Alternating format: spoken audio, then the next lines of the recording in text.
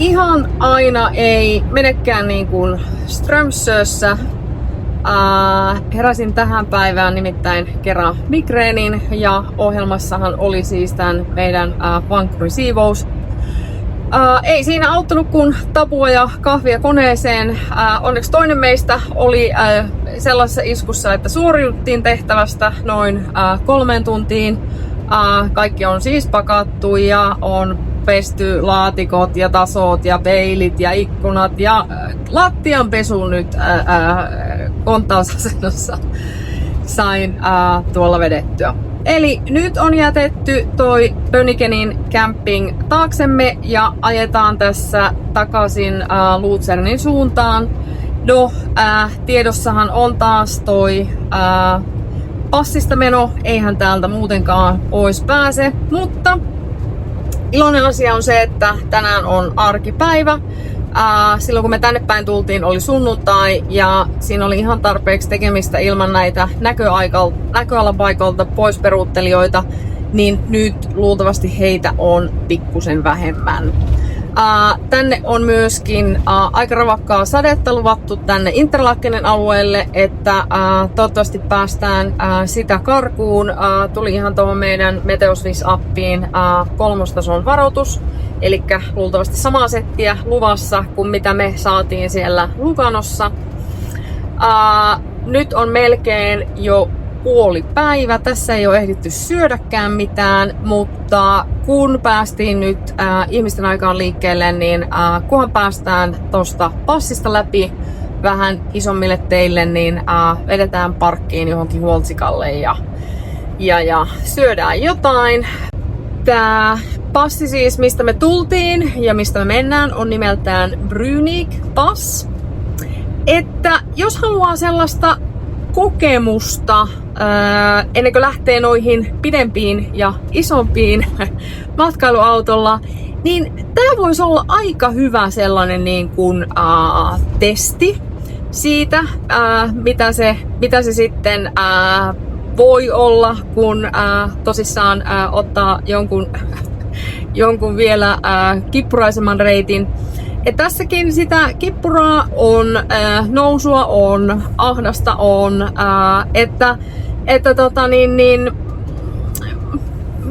mä sanoisin, että meille itselle myös ihan hyvä, että päästiin testaamaan tietyllä tavalla ne puoli-integroidun auton haaveet nyt murskaantui. Siinä mielessä tietysti, koska me pidetään majapaikkaa täällä Sveitsissä ja kun ollaan työelämässä, niin meillähän se auto tulee lähinnä niin kuin viikonloppukäyttöön. Ja aika moneen paikkaan se tie on haastava, varsinkin sitten noihin maatilamajoituksiin. Nyt on Ducatossa oikein tämmönen power-moodi päällä, jaksaa kiivetä. On täällä ehkä hiukan vähemmän liikennettä kuin silloin tullessa. Tuolla näkyy tommonen, onks toi kuormurimailava auto? Päästään sen perään, niin se tarkoittaa sitä, että silloin ei ole painetta ajaa hirveän kovaa. Nyt on kuitenkin sulkuviivaa koko matka, ei puhettakaan kenenkään ohitella täällä yhtään mitään, niin mepäs lähdetään seuraamaan tätä. Niin, näähän on tietysti sillai henkilökohtaisia mieltymyksiä. Itse olin sitä mieltä, että en ehkä lähtisi 9-metrisellä autolla tänne pyöriin, mutta joo, mahtuuhan ne noillakin. Onhan se varmaan, jos on tätä päivittäin täällä ajaa, niin kyllä eihän se tässä tapauksessa ei tietenkään edes saakeli, kun se meni ton bussin kanssa peilit lähekkäin. Niin, että meneehän se. Tämä kyseinen passihan on lyhyt. Olikohan vaan joku 18 kilometriä. Että tässähän ollaan jo niin sanotusti laskusuunnassa. Ja ei kun kohti Luzernia ja etsimään jonkunnäköistä taukopaikkaa. No, vaikka passista on tultu pois, niin onhan tää onhan tää vähän kippuraista vieläkin. Ja bussilla tullaan. Ei meinannut mahtua omalle kaistalle. Sellaista on tässä mietitty, varsinkin kun aamu mietittiin siivouksen merkeissä, että jos olisi suosituksia tällaiseen retkipakuun sopivasta imurista. No Dysonhan on hyvä, mutta Dyson on auttamatta aivan liian suuri. Et jos tulisi jotain suosituksia, niin mielellään otettaisiin sinne kommentteihin. Jossain mä näin Makitan mainittavan, täytyy niihin perehtyä.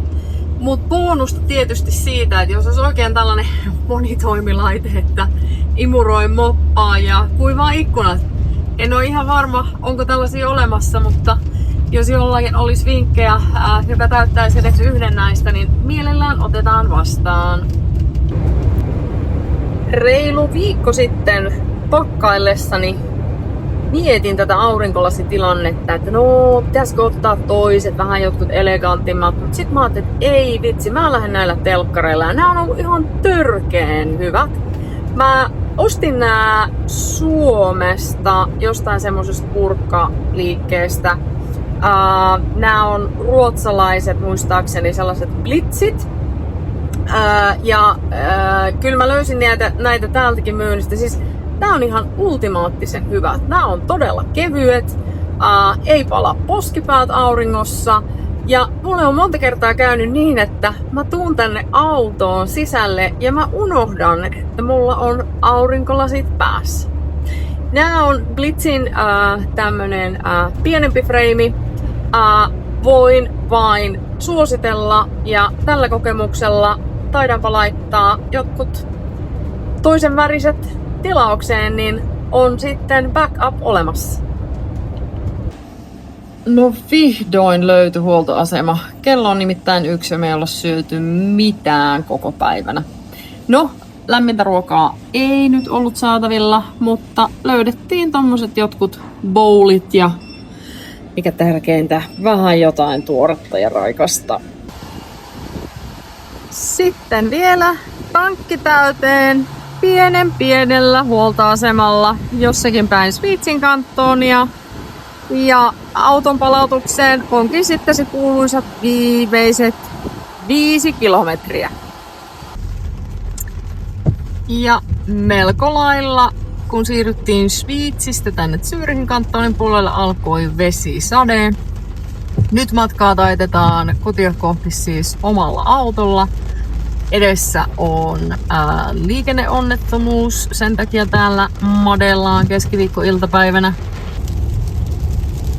Meidän On the Road-sarja on siis tullut päätökseen.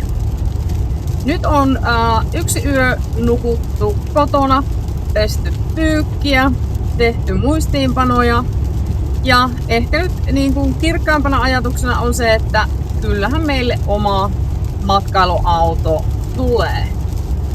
Se ei välttämättä ole tämä Roller Team, mutta muutamia muitakin vaihtoehtoja tuolta muistiinpanoista löytyy. Juuri nyt olemme taas autopaanalla omalla henkilöautolla tällä kertaa, mutta matkalla eräälle Caravan Handlerille. Mitä merkkejä tämä kyseinen vuoti edustaa, selviää myöhemmissä jaksoissa. Ja seuraavissa jaksoissa selviää myöskin muita ajatuksia tästä meidän viikonreissusta. Miten se pakkaus nyt oikein meni? Onnistuttiinko me siinä? Mitkä on isoimmat plussat ja miinukset tästä autosta, mikä meillä oli testissä? Mitkä oli meidän top 5 varusteet ja tarvikkeet tällä reissulla? Ja mitkä oli ne puuttuvat palaset, joita me matkan varrella hankittiin ja jotka sitten päätyivät sinne seuraavan reissun checkilistaan. Kiva, kun seurasit meidän elämän ensimmäistä, mutta ei viimeistä retkipakureissua. Ja lisää on tulossa jonkin ajan kuluttua.